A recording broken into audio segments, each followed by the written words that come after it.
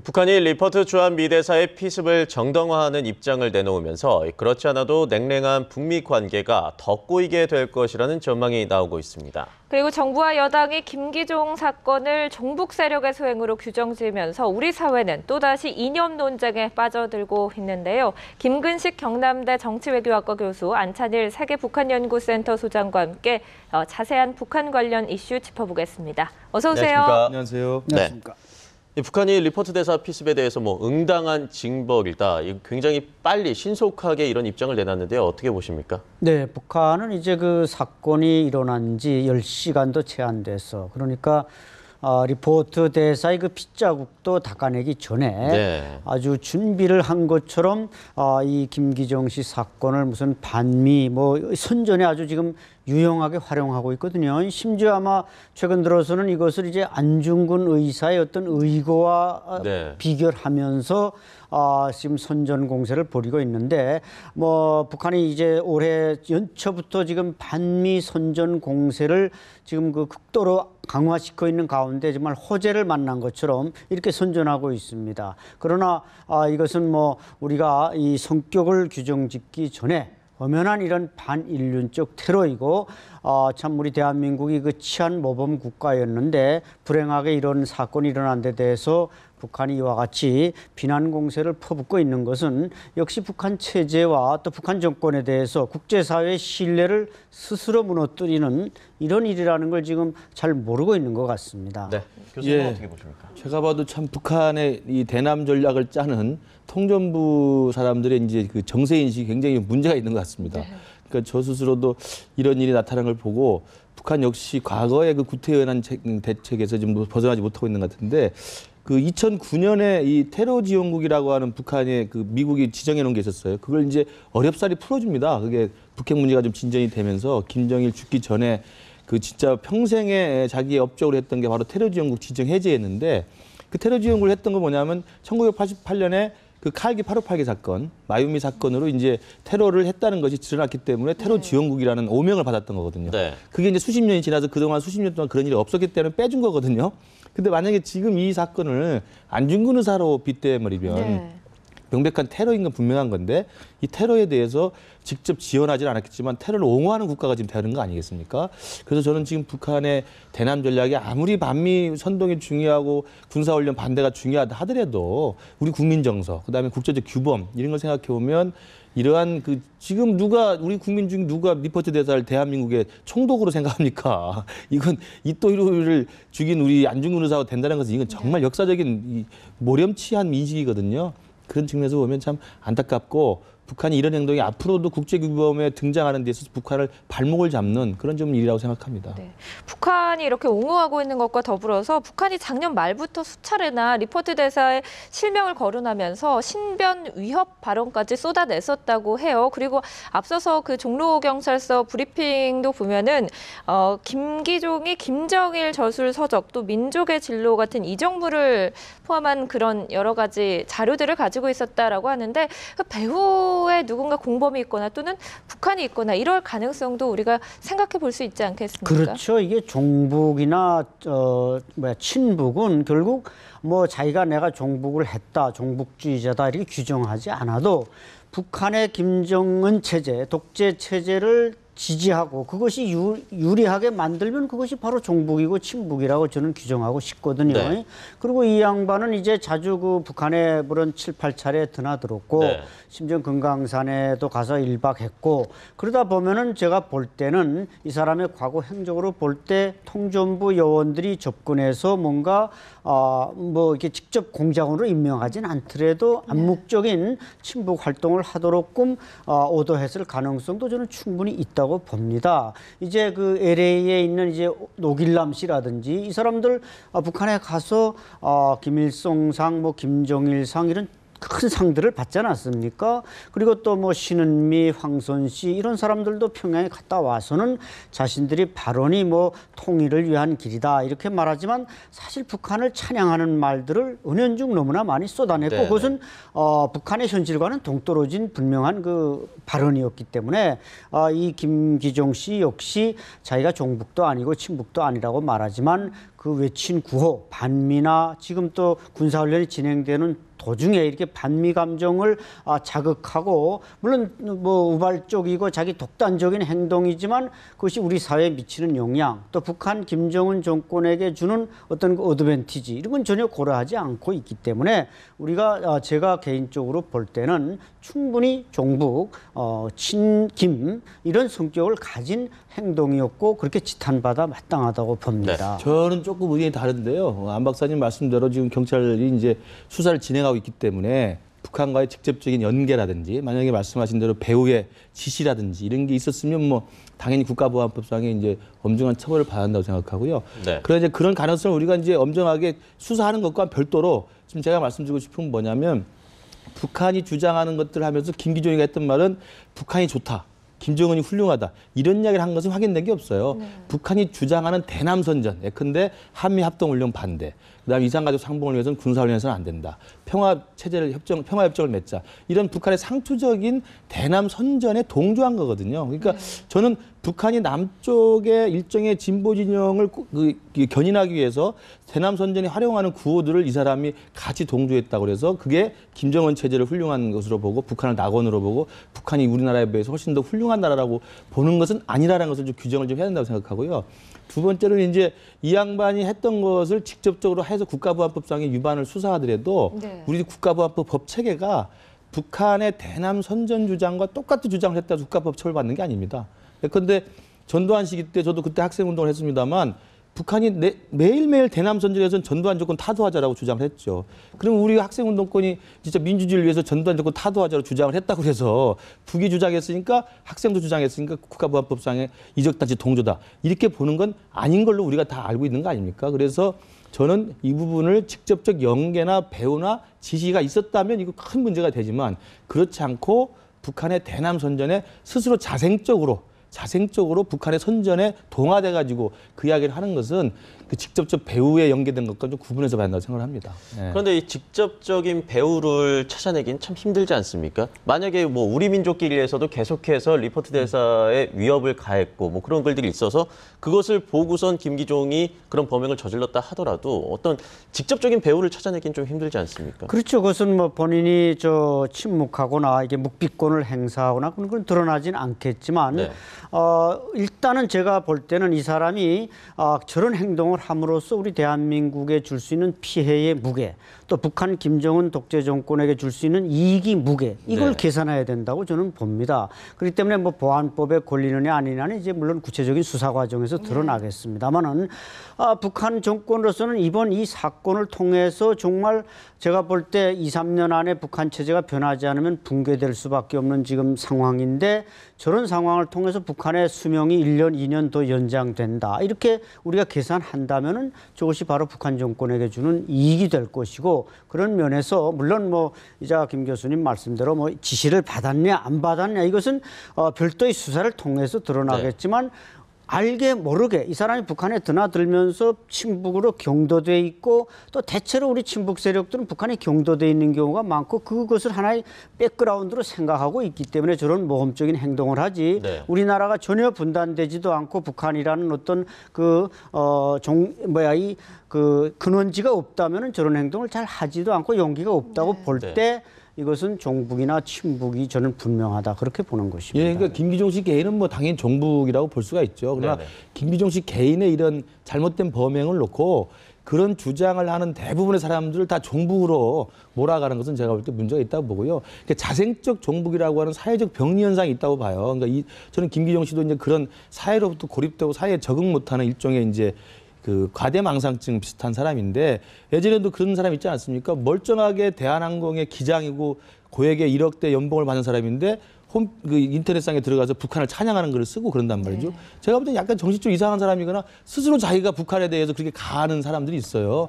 또 북한이 좋다고 월북했다가 쫓겨난 사람도 있고, 물론 뭐 반대의 경우도 있습니다만은, 그래서 제가 볼 때 이런 우리 사회 곳곳에 어찌된 연유인지 자기 스스로 알아가지고 북한이 좋다고 하는 극소수의 사람도 있단 말이죠. 그런 사람들은 그때그때 법적 처벌을 하거나 우리가 격리하면 되는 것이고 그것을 마치 굉장히 조직적이고 아주 뭐 집단적이고 그다음에 계획적으로 종북 세력이 연결돼 가지고 뭐 야당이나 진보 진영 전체가 그런들과 그 사람들 연계되어 있는 것으로 하는 것은 좀 과도한 저런 해석이라고 생각하는 거죠. 예. 네. 어쨌든 이번 사건으로 인해서 우리 사회가 또다시 이념 논쟁으로 빠져드는 거 아닌가 우려도 되는데요. 배후가 있는지 또 공범이 있는지 이런 부분은 확실하게 좀 조사가 돼야 될 것 같습니다. 북미 관계 얘기를 좀 해보겠습니다. 북미 관계가 최근에 상당히 안 좋았는데 이번에 북한이 또 리포트 대사와 관련해서 김기종의 소행을 이렇게 뭐 칭송하듯이 치켜 세우면서 북미 관계에 좀 더 악화일로를 걷지 않을까 생각도 되는데요. 그렇죠. 뭐 당연히 그럴 것 같습니다. 그러니까 미국 입장에서는 자기의 특명 정권 대사인 한국의 대사가 이제 테러를 당했는데 그 상황에 대해서 북한의 공식 입장이 무슨 의사의 의거라고 이야기를 하고 그렇기 때문에 미국으로서는 제가 볼 때 이제 북한과 당분간은 뭐 대화를 하거나 아니면 어떤 협상을 하거나 이를 엄두를 내지 못할 거라고 생각해요. 그렇지 않아도 지금 미국은 뭐 정부뿐만 아니라 조야의 모든 부분에서 북한과 협상을 해서는 안 된다라고 하는 강한 지금 공감대가 확산이 돼 있는데 특히 이제 소니 픽처스 해킹 이후에는 뭐 북한에 대해서 굉장히 강경한 또 제재 입장을 갖고 있는데 네네. 이런 상황에서 현지 미국 대사가 백주 대낮에 테러를 당한 것을 북한이 공식적으로 지지하고 두둔하고 찬양한다는 것은 미국으로서는 정말 대화에서는 안 될 상대. 그리고 저 북한 그대로 둬서는 안 될 것이라는 그런 아마 미국의 입장들 더욱더 강화시켜주고 정당화시켜주는 그런 계기라고 생각합니다. 그래서 저는 북한과 미국 사이에 당분간 저 상당 기간 동안에는 관계 개선이나 대화의 재개나 협상의 개시는 없을 수밖에 없다. 이게 좀 북미 관계를 계속 그냥 냉각 모드로 갈 거라고 생각을 합니다. 네. 예. 이렇게 북미 관계가 더 악화될 것은 뻔한데요. 이에 대해서 우리의 대북 전략이 좀 변할까요? 글쎄, 우리 역시 뭐 지금 북한의 태도로 봐서는 이 남북 관계 냉각기도 상당히 그 극복이 어려운 상황으로 치닫고 있습니다. 이것은 이제 어떻게 보면 김정은 정권이 원하는 것인지도 모릅니다. 이 체제는 지금 변화해야 될 텐데 변할 자신감도 없고 변하자니 외부의 어떤 사조 침투도 두렵고 이런 상황이기 때문에 지금 반미 선전 공세를 극대화했는데 마침 여기에 김기종 씨라는 사람이 테러를 자행함으로써 기름 부은 거 아니겠습니까? 네네. 그러다 보니까 북한에서는 역시 북미 관계는 일단락 접어두고 남북 관계 역시 같은 묶음으로서 밀어놓을 것이고 그래서 아마 베이징에서 이게 북중 정상회담 얘기가 솔솔 흘러나오지 않는가. 그래서 북한은 역시 지금 자신들의 모드대로 가려고 하는데 여기서 우리 남북 관계가 상당히 그 좀 어둡다는 것이 좀 안타까운 일이죠. 네, 말씀하신 것처럼 북중 정상회담 얘기도 흘러나오고 네. 있는데 그렇다면 북미 관계 악화되고 또 남북 관계도 좋지가 않다면 이제 북한은 좀 중국 쪽으로 좀 더 손을 내밀 가능성이 커졌다고 봐야겠군요. 그렇죠. 이미 북한은 이제 중국과의 관계 정상화에 대해서 뭐 이렇게 절박한 심정이죠. 그러니까 시진핑 체제 등장 이후에 그다음에 김정은 체제 등장 이후에 이제 북중이 가장 가까운 관계인데 지금 정상급 대화가 없단 말이에요. 굉장히 비정상적인 상황인 거죠. 그런데다가 지금 5월 달에 전승절에 지금 김정은이 모스크바를 간다는 이야기가 솔솔 나오고 있는데 네. 전에도 한번 말씀드렸습니다만 김정은이 모스크바를 가는데 북중 간의 정상회담이나 관계 정상화가 없는 상태에서 모스크바에서 시진핑이 김정은을 만나는 것은 굉장히 어색한 이야기거든요. 그 시진핑도 정치적으로 부담스럽고 김정은도 굉장히 부담스러운 것이어서 지금 저 리포트 나온 것처럼 제가 볼 때 북한 입장에서는 지금 북미 관계는 뭐 일단 제쳐두고 말씀하신 남북 관계도 지금 냉각기가 계속되고 있기 때문에 그렇다면 시급히 5월 달 전승절에 가기 위해서라도 북중 관계를 정상화할 필요가 있습니다. 그래서 제가 생각할 때는 북중 정상회담이든 북중 간의 고위급 방문이 재개가 되든 해서 관계 정상화가 어느 정도 되어지면 김정은이가 모스크바를 갈 가능성이 크고요. 그러나 모스크바 가기 전에 북중 관계가 여전히 지금 냉각기가 계속되면 모스크바는 갈 가능성이 제가 볼 때는 높지 않다. 그래서 북한으로서는 당연히 지금 상반기에 중국과의 관계를 푸는 것이 절실한 상황이라고 볼 수 있습니다. 네.